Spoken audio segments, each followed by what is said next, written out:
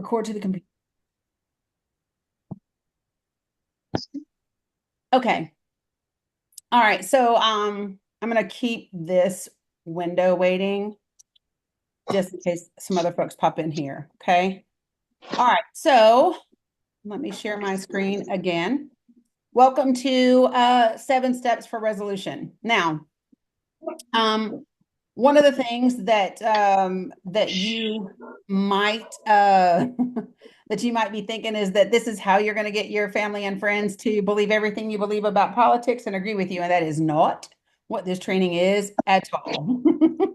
That ain't it. If that is what you're here for, you will be sorely disappointed. What this is about is how do you find resolution in and of yourself, regardless. Like after you go through these steps with folks, then you will absolutely have resolution. And that's the part that is important because you can't control everybody else. You can only influence them, right?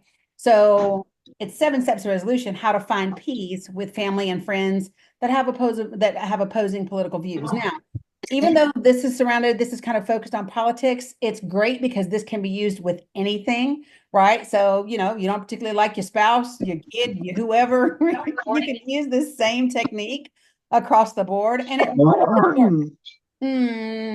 can you put yourself on mute if you're not already on mute for me? That would be really helpful. Okay, so why am I doing this training? I'm doing it because we are in some of the most difficult political times that I've witnessed in my lifetime. It's tearing friendships and families apart. So this workshop is designed to help you find resolution, not necessarily agreement, with the people in your life without feeling like you have to pretend, avoid, or cut them off. Okay. Purpose of this training. Number one, to equip you with a fundamental understanding of what influences how you see people, your expectations of those people, and the story that you tell yourselves about those people. The second thing is to provide you with a blueprint for effective conversations within your circles of influence that generate an understanding of each person's position and opens the door for restoration, healing, and growth. Notice that I said it opens that door. Remember that you cannot make people walk through it. You do not want to drag people through it. And it's okay if they close it. If you're the one who opened it, it is okay by the time you get to the end of this if they choose to close it. That's not your responsibility. Okay. Outcomes. Participants will leave this workshop equipped with the ability to break down the story that you've made up about the people in your life and the role that you've played in it. Because like it or not, we all play roles in, if there is a fierce conversation that needs to be had, if there is an issue that has arisen, we've played a part in it, right? And you will able to engage in effective conversations in your personal life that provide resolution, even if it doesn't create agreement. Okay. So many of you guys have been in a training with me before, or you are in my subscribers Discord, and maybe you've heard a lot of these things about me. But for those of you guys who are maybe here for the first time and you're not in the subscriber side of Discord, or you are watching this on a replay and you're like, who the hell are you? I'll tell you who I am just briefly so that you know how I got here and why this is the stuff that I do. So, Dani Cook, right? I am someone who has always been a big believer in being an advocate for people. So like these pictures right here are when I lived in Charlotte, North Carolina, for about 9 years or so. I began doing this thing called Free Hugs. It evolved into Free Hugs and Love.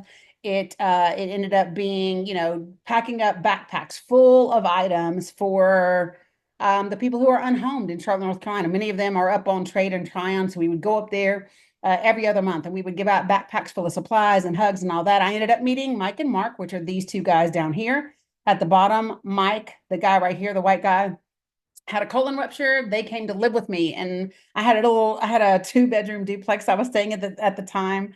A couple of high school kids that attended my workshops at the early college high school donated twin beds that they had. I bought some linen off of Amazon. These are all of Mike's medical supplies. And so for like almost 6 months, they lived with me. I changed colostomy bags and cleaned out wound vacs and all the things. And Mike went through 5 surgeries. And so that's a lot of what happened during the time that I lived in Charlotte, right? So free hugs turned into a lot of other stuff. Most of you guys know that this is Bella. You all know that Bella was born at 1 pound and 3 ounces at what, 26 weeks? And that I spent a really, really long time fighting a medical monopoly and still do to this day. Back home, we ended up, this is our encampment by the time we got to winter. We were out there through really, really, really hot summer, all the way through really, really cold winter, fighting a medical monopoly created by our state legislature and Ballot Health. We were out there 24 hours a day, 7 days a week for 257 days until we packed it up and went home. And then I was very, very blessed to be the community manager for the Stacey Abrams campaign. If you all saw her dancing at homecoming, you can thank your girl for that moment that went viral. That is me beside the incredible Stacey Abrams dancing at homecoming. And that's her behind me when I was speaking at one of the events that I believe that one was over in Marietta, I believe, Cobb County. So yeah, so that's a little bit about me. And I've just done a lot of self-work along the way. And then I take all the things that I've learned from all the incredible people that I've been able to be around and study under and learn from, and then hopefully help people by sharing things that it took me a long time to figure out. So that is who I am and how I got here. Okay. Next, 2 tools that we're going to use in this training. The first is something called the telescope technique, which is created by yours truly. The second one is a book, you've heard me reference it, called Fierce Conversations by Susan Scott. There are 2 variations of this book, and yeah, and so I'm going to tell you that that's what we're using. Can you all see me too and the screen, or just the screen? Because I think my video is on, but I'm not sure. Okay, it looks like it is. All right, so these are the 2 tools. I highly recommend purchasing the book because it is incredible and it is amazing.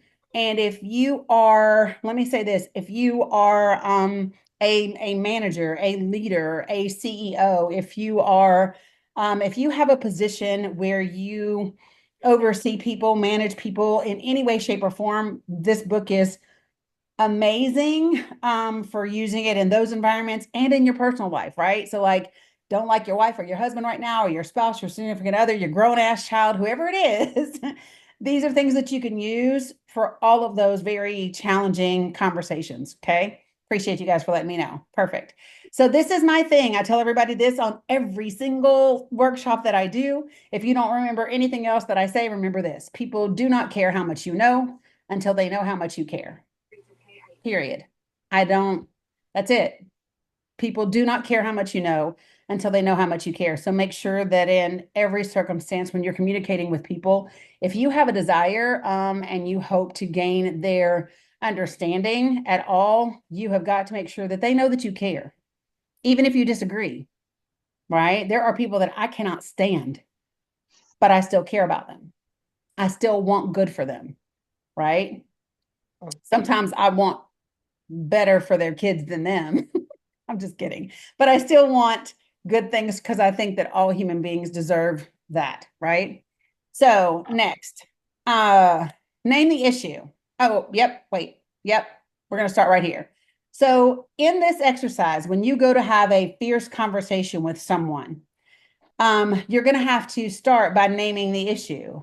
Here's what I have found is that most people aren't very clear as to what the issue is. So I want you to remember this quote. This quote is the problem named is the problem solved. So what do I mean by that? The problem named is the problem solved. So what is the problem? Is Jen Penn in here? I do not know. Not by the name of Jen Penn, but maybe by another name. I don't know. Linda, I'm not sure. So what is the problem? Some people might say, oh, there's 2 people in the waiting room. Let me let you in. All right. So some people might say, when we say what's the problem, some people will say the problem is Trump. Some people will say the problem is Elon. Some people will say the problem is Doge. Some people will say the problem is Rubio, DeSantis, Abbott, Jasmine Crockett, Democrats, demon rats, Christians, Congress, Republicans, the Supreme Court, Hunter Biden's laptop. That's the damn issue, right? These are the things that at some point in time, many of you have found yourselves fussing with people in your lives about. Yeah. But none of that is the actual issue. So when I say the problem named is the problem solved, I'm going to pause for a second and I'm going to stop sharing. And I'm going to ask you to either put up a hand or throw in the chat and tell me what's the issue. When you think about having these fierce conversations with the people in your life, what's the actual issue that we're talking about? Is it actually politics? What's the actual issue? Y'all were like, damn, I didn't know I was going to have to participate. Yes, you are. Aiden says misunderstandings. Elaborate. Elaborate. Political. What do you mean, Inger? Political. The problem is communication, people not willing to listen. Oh, that's a good one, Kara. Understanding each other's point of view, capitalism. Okay, so let's just take a pause right there. Let's take a pause right there. Let's take a pause. Propaganda. All right, let's take a pause. Because remember, the issue named is the issue solved. The problem that we name is going to be the problem that we solve. So if you are going to have a fierce conversation with the people in your life, are you going to be able to say that the issue is human rights? And are you going to be able to solve the issue of human rights in that conversation? If you do, I need to know you because I don't know that any of us are capable of solving human rights in a simple conversation, right? Political communication. People can't even agree on what communication is, much less solve it, right? People can't even agree what communication is. People not willing to listen. Can you solve someone not willing to listen in a conversation? If they're really not willing to listen, can you solve it? Or do they have to be willing to listen? Capitalism. Are we going to solve capitalism in a conversation? Are we going to solve misinformation? Are we going to solve propaganda? See what I'm saying?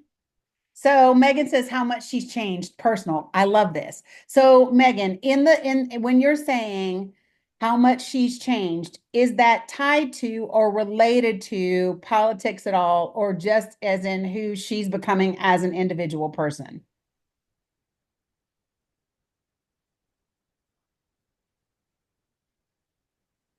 The issue is a difference of beliefs and a breakdown of communication.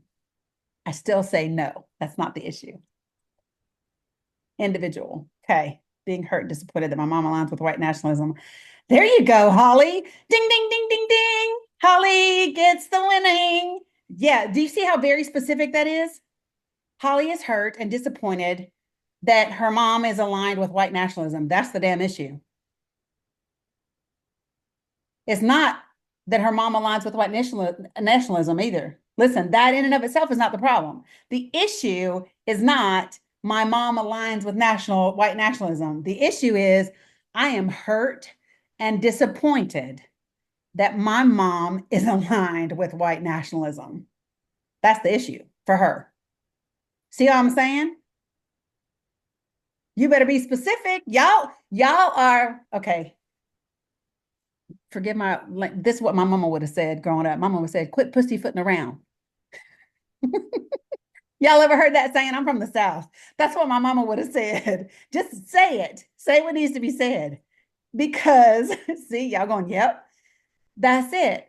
It is not about politics. It's not about Elon Musk. It's not about, right? It is about get to the real root. It takes, and kudos to Holly because it takes being vulnerable to name the issue. Yep. See, Megan, hurt. She's raised us liberal and has become this. And Uka, I know that's you, right? Because we've had the same conversation. So think about this, folks. You're not going to get into a fierce conversation and achieve resolution without willing to be vulnerable your damn self and name a thing. You got to call a thing, right? I need you to channel your inner Ayanna Van Zant. I don't know if y'all know who that is. right? I know who she is.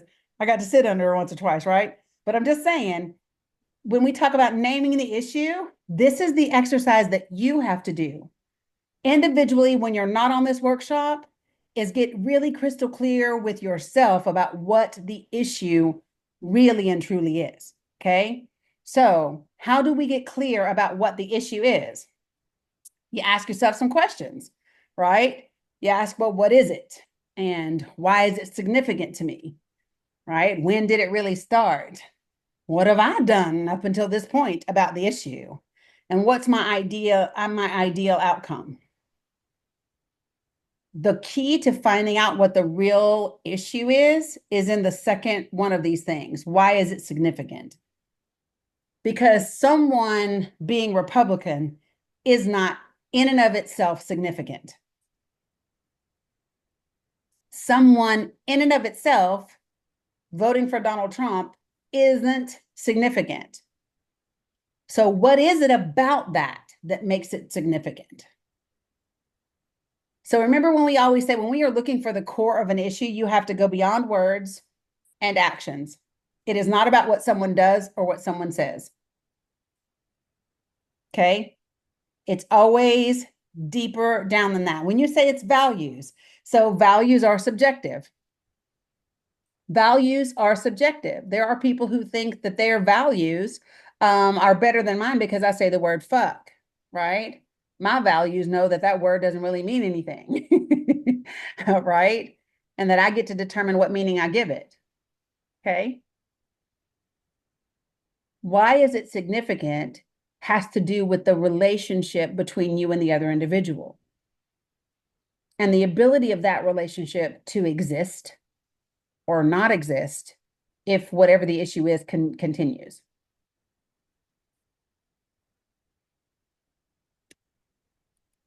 Whew. Okay, I'm hurt that my brother has turned into a misogynistic, homophobic, misinformed person I no longer recognize. I mourn that relationship. Feel that. I feel that.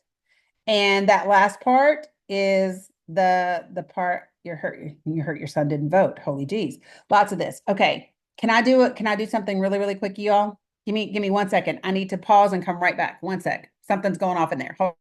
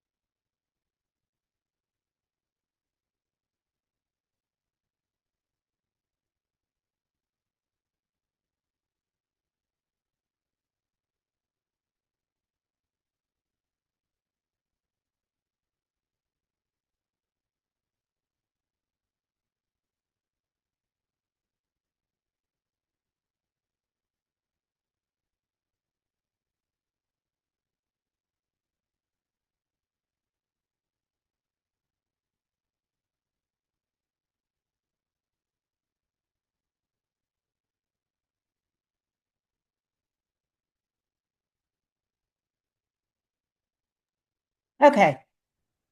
All right. So, yes, babe. Okay. It's okay. Come on. Homophones, multiracial for the five. Ooh. Okay. So, Holly, yes. Yep. You had an accident at the playground. It's okay. Take them off and I'll fix you. Yes, that is yours. See how long that lasted? It's all good though. 45 minutes. It's okay. She had an accident. It's okay. She got excited, carried away on the playground. I get it. It's all good. That's going to be on the recording for those of you guys who missed it and tuned in later, but it's okay. Toddlers do that. All right. So, okay. So Holly, we're going to dig into that because that's part of the story. I could take Holly's one sentence right there and I could pull it apart for the story. Okay. Um, y'all remind me to come back to Holly. Holly, don't you let me forget to come back to you because I'm going to walk through this and then I'm going to show you how this, okay, did you take it off for me? Nope. One sec. Yes, baby. Well, that's because you can't get it off, can you? Take your shoes off, love. I got you. No. I got you. You're okay. No way. Were you having fun? Yeah. Girl, I know. You forgot, didn't you? Listen, even when you're on the playground, you have to remind Bubby if you have to go potty, okay? It's all right. It happens. Sometimes we forget when we're having fun. Because we don't want to leave the playground, right? Okay. You want to grab your phone? Yeah. Okay. Mommy's going to come here and I think she's going to take you guys back. No. Mhm. Okay. Handle it later. Okay, grab your stuff. Yeah, babe. Yes. Yes, baby. Yeah, you're gonna come back to my house. Okay. Let me finish this. Okay. Let me finish this, babes. You can grab your phones and you can go in there and you guys can finish your Marvel movie marathon if you want. All right. Guys. Okay. I got you here, Farah. So remember, when we say so many people in our country, we're only going to talk about the people that are in our circle of influence, right? Because we can't change everybody, but somebody else, they will be in somebody else's circle. They will be with somebody else's circle. That's okay. Dominic can help you plug it up. So let me go back to sharing this with you guys because I'm going to show you how we kind of go through this entire thing. So these are the questions. What is the issue? Why is it significant? When did it start? What have you done up until this point? And what is your ideal outcome? And listen, this part right here, the why is it significant? That's the part that helps you dig in to finding what the real issue is. And the ideal outcome right here, this is how you get very clear about how you're going to present it. Okay. So why do people have trouble having these types of conversations? People have fears when it comes to confronting the issue. They're scared that the problem will escalate, that they would be rejected, that they could lose the relationship, that that person might retaliate, right? That they could be met with irrational or emotional outbursts, that you might discover you're part of the problem. Okay. But what's interesting about these things is that guess what? Here are the outcomes, possible outcomes from not confronting the issue. The problem could escalate. You could be rejected. You could lose the relationship. They might retaliate. You could be met with emotional or irrational outbursts. You could also discover that you're part of the problem. Not confronting the issue has the same risks and a more likely probability of happening than actually confronting the issue. Most of the time, whatever we don't do, whatever we avoid, we actually achieve the thing we're scared of by avoiding it rather than tackling it. Okay. So I want to talk about really quickly the distinction between confrontation and conversation because they are not the same things. When we talk about confrontation, people typically have a negative connotation of confrontation.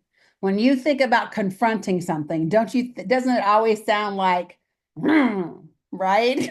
To confront something, it sounds aggressive, it sounds offensive, it sounds whatever. And so when you think about this, yes, you are confronting the issue, but you're confronting the issue via conversation. So the way that you structure that conversation will determine whether or not the person on the receiving end feels as if they're being confronted.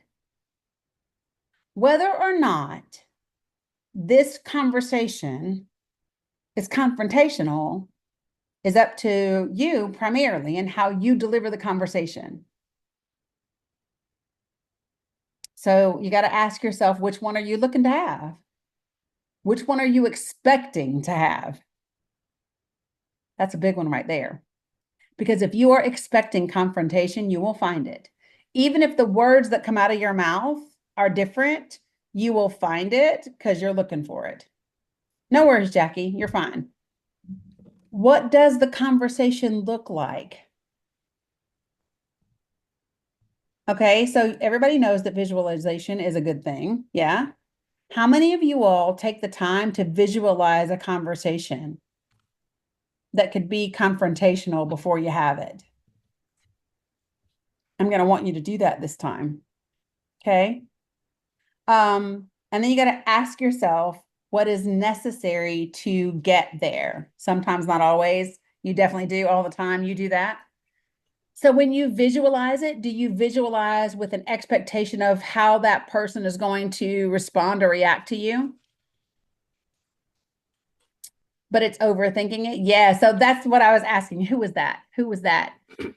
Kara says, I do, but usually negative. See, this is the thing. That's the part, right?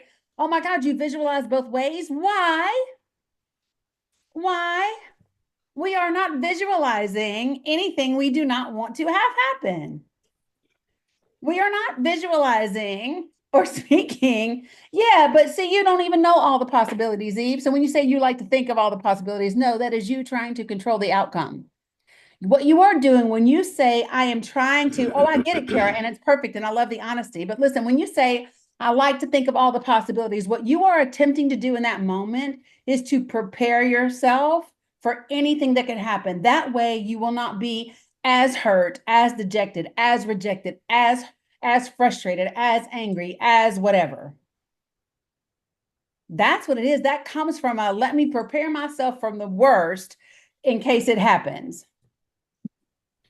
And guess what? You will never, ever be prepared for whatever happens. You might kid yourself that you are, but the actuality of something is never the same as how you think you're going to be prepared for it. So don't waste your time and put your energy into it. And when you visualize, you're not visualizing the other person's reaction. You should be visualizing you, not them. How about that? When I say, are you visualizing the conversation? I'm not saying visualize the other person at all. That's actually one of the things that we're going to talk about avoiding at the end of this is don't write the script ahead of time. You're not visualizing the other person and how they're going to react or how they're going to receive it or what they're going to say. Nope. You are visualizing you and how you are going to deliver the information. How are you going to ask the questions? Yeah, girl, and I'm not even your therapist, Eve. She said, not you clocking me. Yes. But do you see what I'm saying? The visualization isn't about the other person. The visualization is about you. Okay. So things to avoid. Okay. Asking a soft opener to avoid diving right in. Hey girl, how you doing today? Hey mom, you good? Yo, bro, you see the game the other day? Mm-mm. You know what that is, right? Y'all are putting pillows all around the arena in case somebody falls. Right? Sandwiching the issue. Everybody loves to do this one. How many times you walked into your boss's office and they want to tell you all the things good about you, then sandwich in the really bad shit they about to fire you over before they talk about some more good stuff? We're not making sandwiches. Oh yeah, that's the bomb. Okay. We are not making sandwiches here. All right. Um, giving soft points instead of hard asks. Yes, Aline, I can.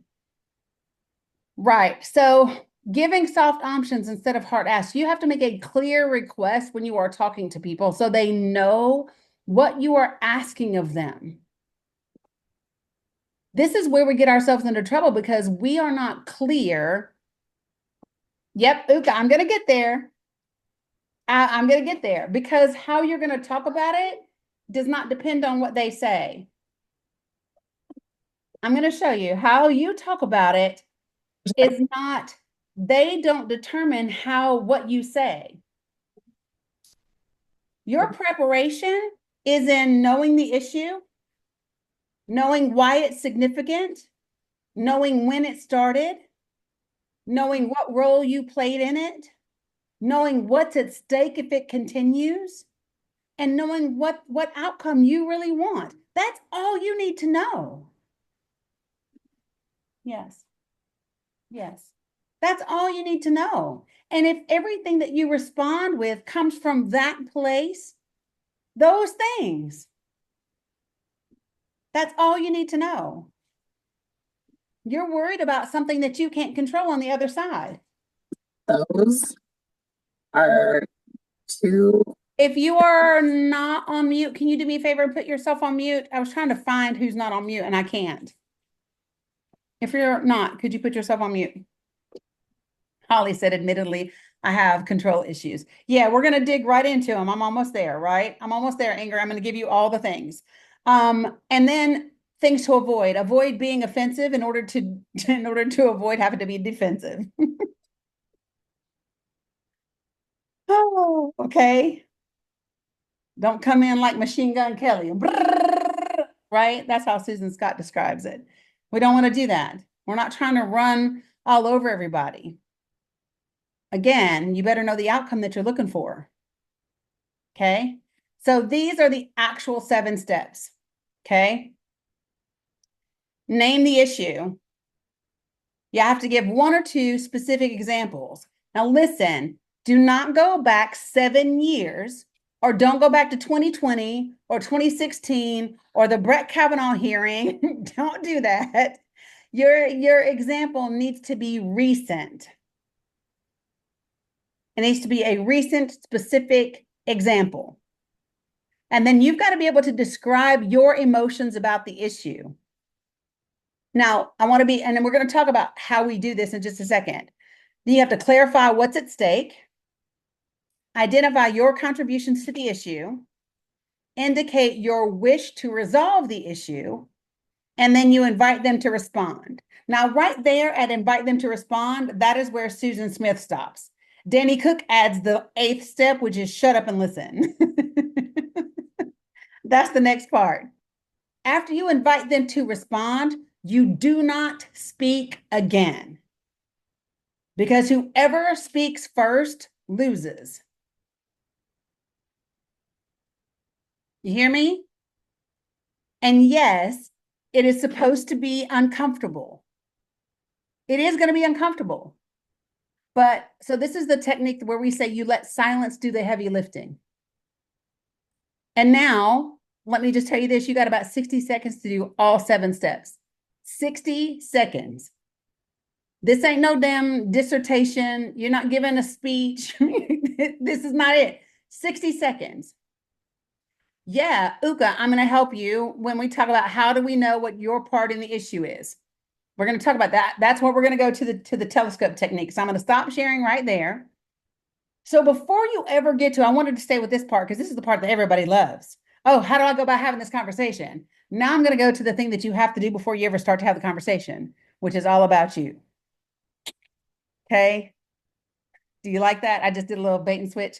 No, it is. But now this is the part that you have to do that is all about you. Okay. So let me go. Yeah, you have so much to say. Yeah, no, that's the problem. You have so much to say. Don't nobody want to hear all that, especially not the person you want to talk to. So this is why you have to be concise. We're going to walk through it. Just hold on for a second. Let me show you. So remember I said there were 2 tools we were going to use.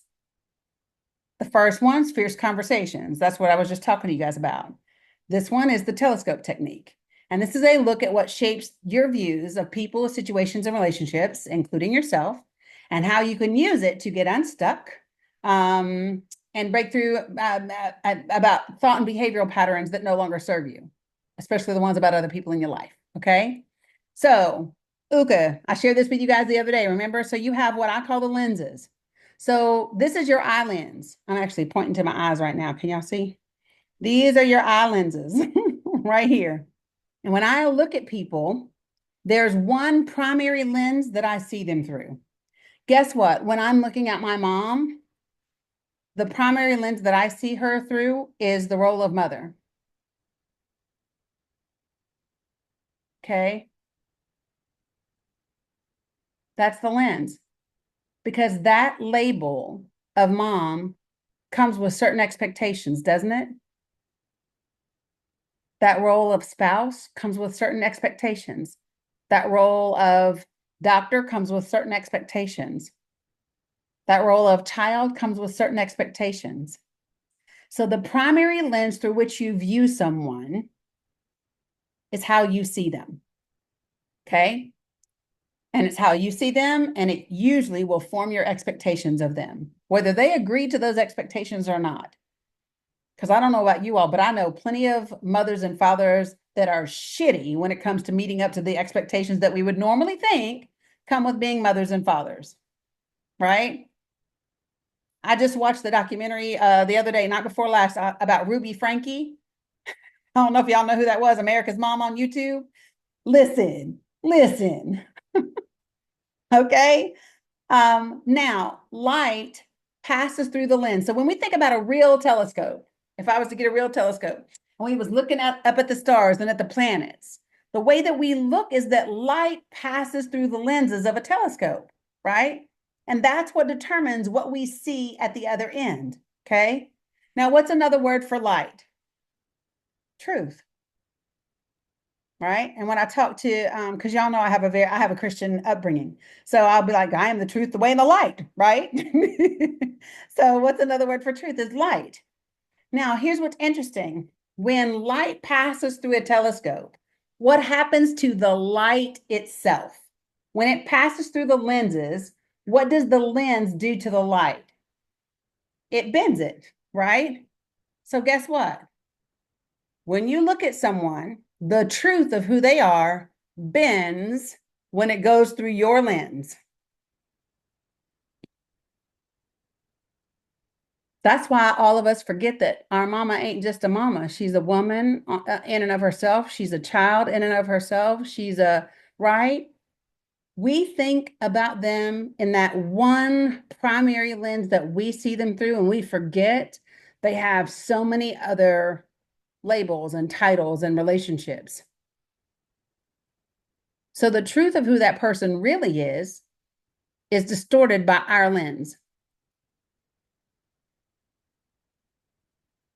Thank you, Alicia. Appreciate that. So it literally changes what we see as reality. How we see them, that's our reality of them, but that ain't truly who they are.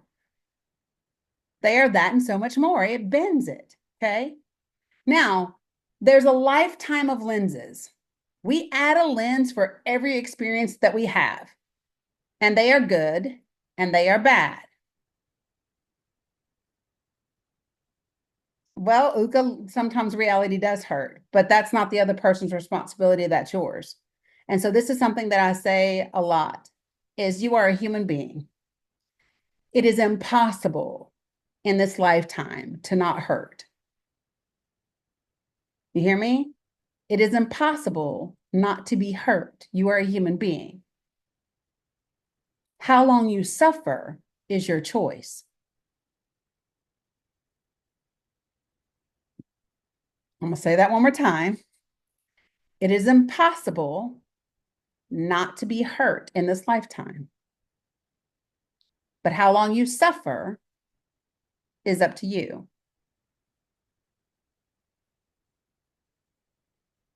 Okay. So we add lenses for every experience that we have in this life, the good ones and the bad ones, right? So let's just look at good ones. Okay. So when this person gives you attention, when they compliment you, when they come through when you need them, when they showed up for you, right? When they protected your vulnerability, you just doom, doom, doom, doom, doom. All of those lenses are there. And guess what?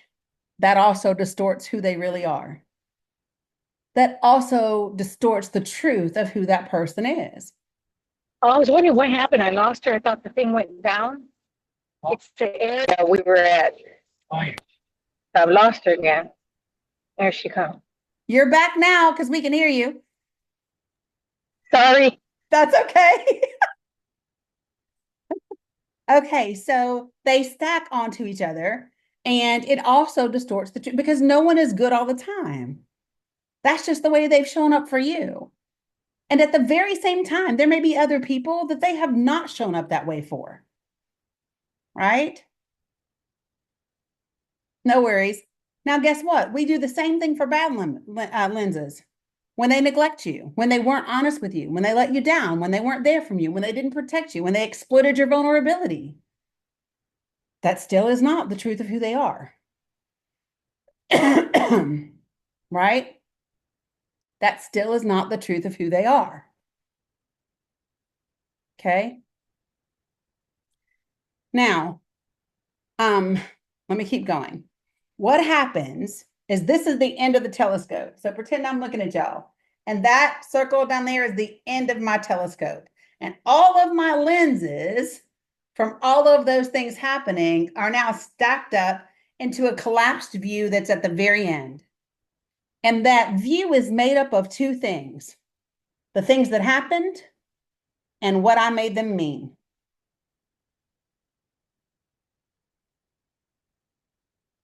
Got it? It's one singular view that is completely distorted based on all of our lenses that consist of two things: what actually happened and what you made it mean. Yes. You need something, sis? Yes. If you'll get it, I'll pour it, or you can pour it. So I want to talk really quickly about a confabulation. This is a word that I learned from Brene Brown, and I love it. I love it, love it, love it, love it. Because a confabulation is a lie told as the truth. Okay. And that is what you get at the end of your telescope based on a collapsed view.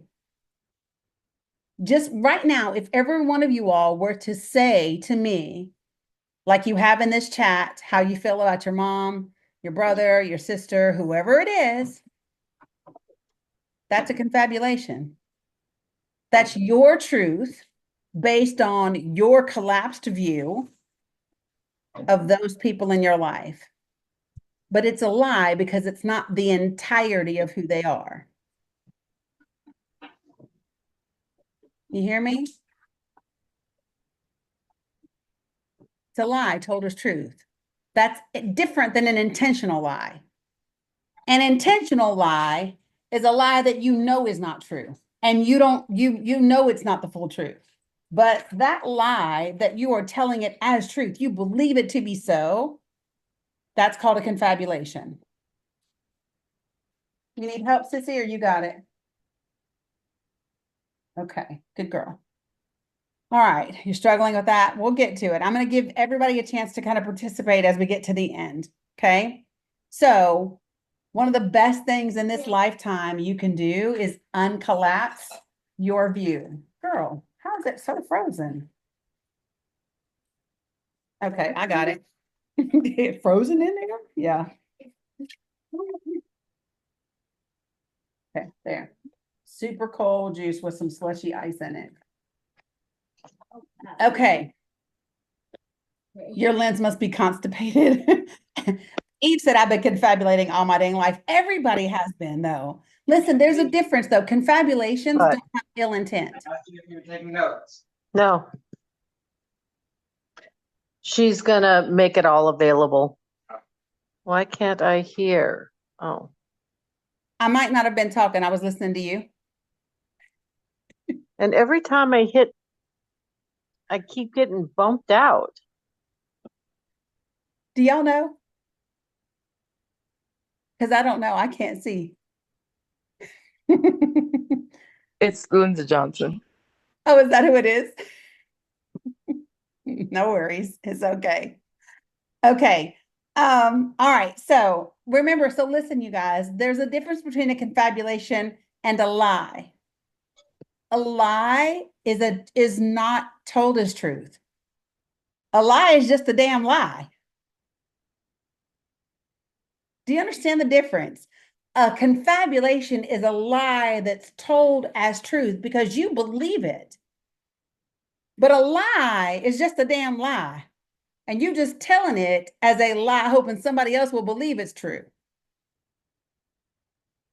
No, I actually think Trump knows he's lying, to be honest, Tanya. Right? But a lie is a lie because you know it's not the truth, but you're going to tell it anyway, hoping somebody else believes it. But a confabulation is a truth that you believe is true that's actually not. Okay? That's the difference. And so a lot of times we believe something to be true. That's okay, Linda.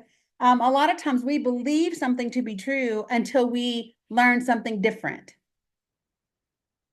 Okay? And it changes. It's what you believe. Now, when you uncollapse your view, this is when it becomes super, super, super, super powerful. You're picking up what I'm putting down. I love that. No, that's not a confabulation. That's just a story. Okay, so Uka says, so this morning when my brother made a homophobic comment, and I thought how my brother could be so hateful is a confabulation. No, that's an opinion, right? And it's a story that you've made up about him.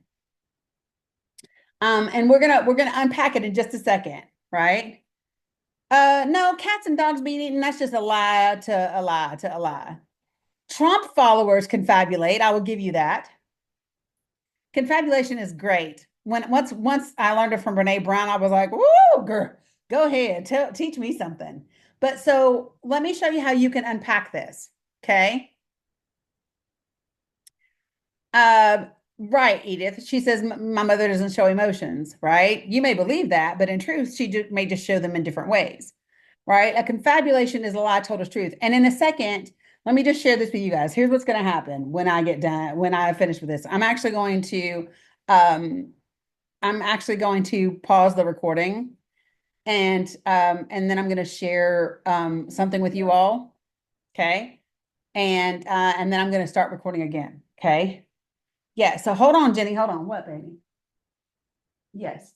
Okay. So I want you all to remember this. What happened are the actual events only. So watch this. Uka, what happened is your brother made a homophobic comment. What you made it mean is that he's become so hateful. The meaning and the significance you give it is the confabulation that you now tell about it. So the confabulation that you make is that your brother has become so hateful.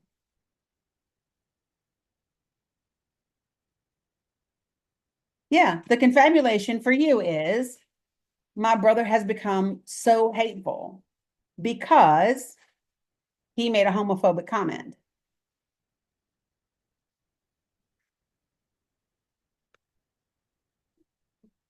Yes. Now, people are going, but wait a minute. But what if? Nope. That's the confabulation. That's your truth about your brother based on what you made what happened mean.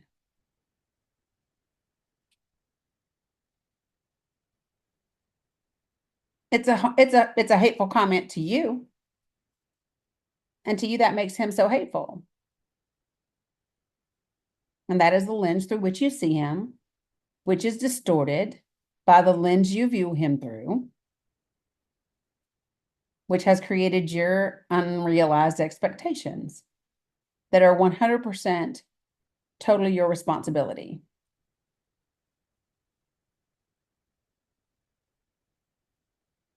I don't know if he's hateful or not, Holly. I don't know if he's hateful or not. So listen, I can say with certainty that for me, a homophobic comment, the comment in and of itself is hateful to say because that's my opinion. Fran's statement is everything. All this time I thought I was right, not confabulating. I love that. So, because listen, remember this, guys, everything that we tell ourselves about the other person is distorted by our lenses and our views of them and our own belief systems. It is never going to be the entirety of who that person is.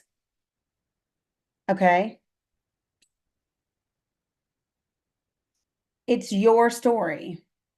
Your confabulation belongs to you and no one else. It's the meaning that you gave the events that transpired. Those are your lies. Those lies have shaped your reality and they have become your truth. And it's doing everything but setting you free. We're going to get there, Uka. We're going to get there.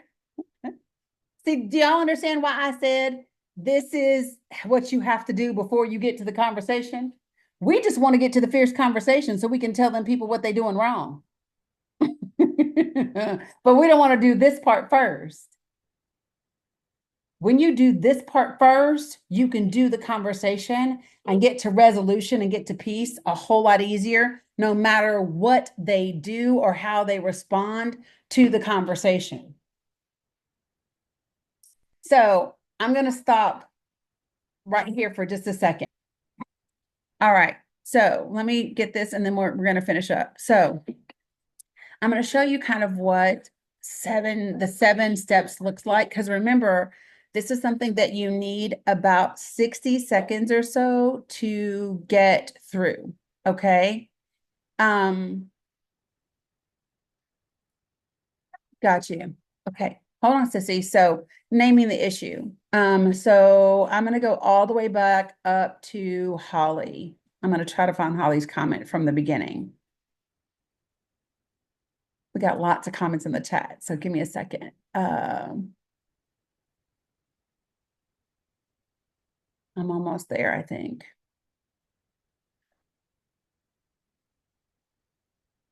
My juice.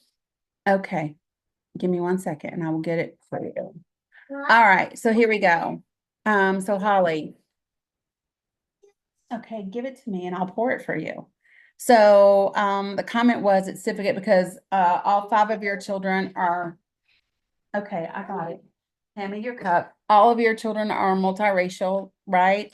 One of them is trans and 4 of them are part of the LGBTQIA community, right? LGBTQ community. There you go, sis. And you're upset because your mom, right, has now aligned herself with something that goes against her own grandchildren.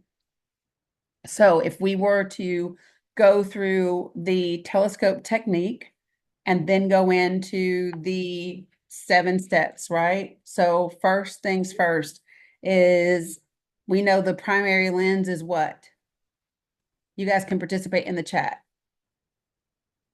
Yes. She doesn't. She has her own and she just took the straw, I think. Your cup is over here. Okay, so do me a favor, you guys. Right. So the primary lens is its mom, right? That's the primary lens is mom. So we know what kind of expectations come with the mom lens. It's the caring, it's the nurturer, it's the protector, it's the all the thing, right? And I would also say mom slash grandmother, right? Because that's the lens through, because when you're saying what your children are, you are seeing her through that lens of grandmother as well. Okay. So that's your lens. And so that's the lens that's distorting the truth of who your mom really is. Okay. And so we think about the things. Now, I don't know the specific lenses because you do, but you can think about your lenses are the things that your mom has said and done that go against your biracial and LGBTQ and trans children. Okay, so you know what those are. So imagine in your telescope, Holly, you got all those lenses built up in there. Okay, so at the end, you have that collapsed view of the things that actually happened, the things she either said or that she did, and then what you made them mean. So what did you make them mean? Did you make them mean that she doesn't love your kids as much as you thought she did? Did you make it mean that white nationalism is more important to her than the family that you've created? What did you make it mean? And I'm not telling you to share that with us right now. I'm just giving some examples of how we walk through this. Okay. So you have to examine for yourself what you've made it mean and why it's significant, right? And you want to pick out a recent example of something that she said or done that goes to the heart of this issue, right? And then you have to identify your emotions about the issue. And this is where you have to be able to know how to be vulnerable and authentic. Okay. And don't just pick one of the 5 surface level emotions that people go with. Oh, I'm angry, mad, sad, happy. Go deeper than that, right? You've got to look for, yeah, so you've made it mean that half your family doesn't really love you, Kara. Exactly. Got it. So that's the story. Okay. And so what's happened as a result of that story? You've made it mean all that you described. Perfect. So now you want to say, what's the impact of what you've made it mean, right? The relationships aren't authentic. There's resentment. There is a feeling of unworthiness, of unacceptance. There's all these things. So now, and this person may not know that the relationship that you have with them is no longer that, right? And so you have to get clear about what's at stake, because you're either going to continue to have a fake, inauthentic relationship enough, or you guys are going to end up losing each other completely in a way that most likely won't be repaired. Now, here's the hard question. How have you contributed to the issue? Yeah, see? So now you get it. You haven't had meaningful conversations with since the election, and 0 talk in the past 2 months. So what's at stake is the entire loss of her presence in your life and your presence in hers, quite frankly. I get that. Yep. So, oh gosh, some of you guys, 0 talk in 7 months. That's your husband's situation. I got it. So these are the steps. And so you have to actually put, for me, it's most helpful when I put pen to paper. And so what's at stake? And then you have to ask yourself this: how have you contributed to the issue? How did you talk about it? Did you just stop talking? And did you just stop having meaningful conversations? Or what did you do?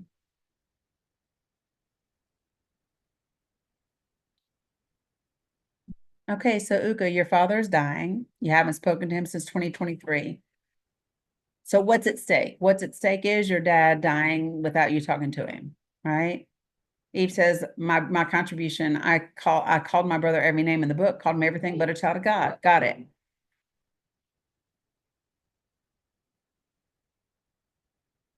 Got it. So Mila, stop crawling on her. You did. Did you scream at me? You did. Because if you do, you know what happens, right? She's ready for bed. I don't know if y'all can tell that or not. She needs a nap. You personally get exhausted, so you stop talking. Okay. Remember this. You took her vote, even though you didn't want to, because she knew it. Got it. Holy Jesus, just waiting for her to die. See how a lot of you guys have all of these things packed in here? You've got to get clear. Go all the way back up here. Do you remember at the beginning of this when we talked about naming the issue? Right here. What's my ideal outcome?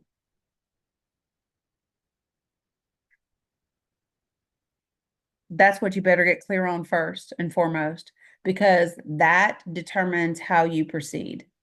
And here's what I would tell you is that going through the telescope technique and just even writing the letter, whether you give that letter to someone or not, whether you read it to them or not, going through the process helps you get resolution regardless. But you have to, before you enter it, you need to get clear on what's your ideal outcome.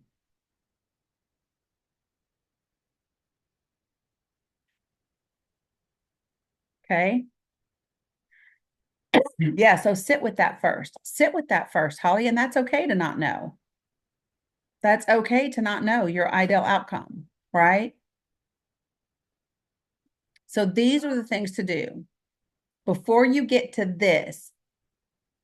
Yeah. And let me It doesn't matter if you won't lose sleep over it.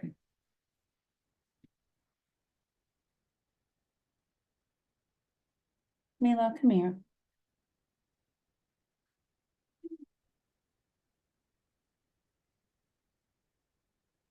No. Okay, so let me ask, because there's a lot of questions coming in here at the same time. Let me just show this to you guys so then I can stop sharing. So this is your work. Your work is putting the telescope technique into practice, right? And then prepare yourself for the fierce conversations. And then the biggest part is be unattached to the outcome or their response. Be unattached to their response. Okay? So let me come back over here. So let me just say this. I want to do these. Yes, Inger, the answer to the question that you sent me directly is yes. So Holly, when you say the damage has been done, it probably has. It doesn't mean that. So here's the thing. I feel like some of you guys are like, well, it will never go back to what it used to be. That's true. It's not. So if that's what you're wanting, no, not going to be a thing. Okay. This is not game time. Tutu's working. All right. So here's the thing, folks. Let me say this. This isn't about getting back to what used to be. No matter what, you are creating something new. You just have to get clear on what that new thing looks like to you. Ideally, what does it look like to you? Because I can tell you that you can still get resolution and you can still create peace with damage having been done. Been there, lived that, done that. Because I can promise you, in my circumstances, damage was done. Yeah. Eve, you said, is it bad that I can find peace in the current state of the relationship? No, it's not bad. I'm not here to judge anybody. I found peace in many different phases of those relationships. But remember what I said, the length of time something occurs is completely up to you. Okay. And then you have to ask yourself, is it really peace that you feel, or is it just the absence of turmoil because you're avoiding it? Peace and the absence of turmoil are not the same thing.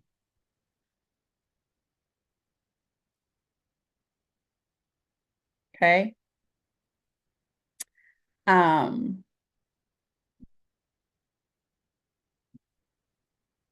Yeah, so the outcome is that they wake the fuck up. They may not ever, which is why I said what they do or don't do cannot be attached to your outcome.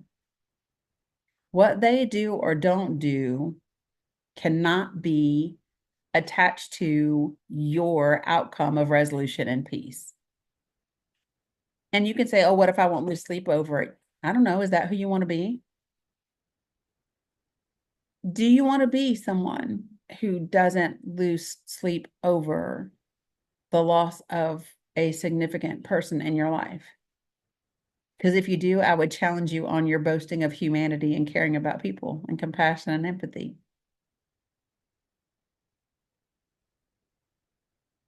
Ooh, don't like that one, do you? If you could say, oh, I won't lose sleep over it, well, I would challenge you.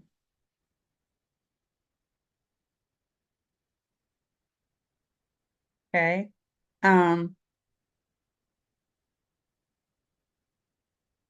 So here's the thing. When you say you have to let go of long-term friends that you don't align with the way that I would say that is you have to create a different type of relationship with them. And the way that I would choose to do that is by having a very direct, fierce conversation that what's at stake is the changing of the relationship. That's what's at stake. That's what has to be. All right. I respect you too much to just pull back from you and you not know what happened. I value the friendship that we used to have, who we used to be to one another, than to just withdraw from the relationship and not give you an adequate explanation as to why. The reality is, you know, I made up a story about you. I made the story that I made up is that you used to be someone with the same ideas, ideals, and values, and concern about humanity and other people as I have, and that is not true. We have differences, and that's okay. You're entitled to be different. I just don't have those people as my friends. Megan, I want to point something out to you. You guys have like 18 messages that are keep coming, and I keep trying to go down them one by one. But Megan, you said the ideal outcome isn't the right thing. You want to change her back. I'm going to ask you to do something. Every time you say the words right or wrong, I want you to pause because that indicates judgment. It's not that it's the wrong thing to want to change her back. It's the human thing to want to change her back. It doesn't make it right or wrong. It just makes it what it is. Many of us would love to be able to put people back to who they used to be before we knew a thing about them that we don't like anymore, or that changes how we see them. The question is, what can you do with who you now know about them? Right? Your ideal outcome is not a reality. I think that there's two different the ideal outcome. I never say that something's not a reality because I don't control everything. The ideal outcome is important because it's what you're going to express to the other person. If I could blink my nose, I'll say this all the time. If I could twinkle my nose and be like bewitched, right? I would have us be A, B, C, D, X, Y, Z, right? That's not entirely up to me though. And that may not be what you want, but I do want us to have something different from this. And so all I'm inviting you to here is to create something new with me. Not what I ideally want and not what you ideally want, but something that is new, that we are intentional in creating together.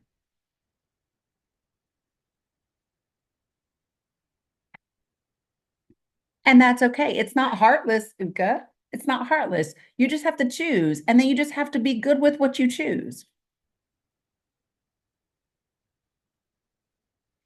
Yeah, guys, the resolution is for you. The peace is for you. If they join you in it, great. And they may not join you the way you want them to. They may join you the only way they know how. They may join you with, okay. That might be all they have. And that's okay. Okay. So,